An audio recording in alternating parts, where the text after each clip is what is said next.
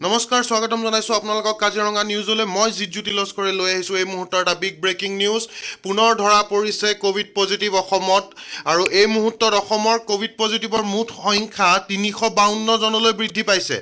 মই এই মুহূৰ্তৰ এটা বিগ ব্ৰেকিং নিউজ লৈ আহিছো যে এই মুহূৰ্তত কোভিড পজিটিভ অসমত 352 জনলৈ বৃদ্ধি পাইছে আৰু এই তথ্য আমাক জনাইছে স্বাস্থ্য মন্ত্ৰী ডক্টৰ হিমন্ত বিশ্ব শৰ্মাই টুইটাৰ যোগেৰে তেওঁ জনাইছে alert 2 persons at Sarusajai quarantine center one each from Nagaon and Huzai test COVID-19 positive তেওঁ কৈছে যে দুজন সৰুসজাই কোৱাৰেণ্টাইন চেণ্টাৰত থকা দুজন ব্যক্তি কোভিড পজিটিভ হিচাপে ধৰা পৰিছে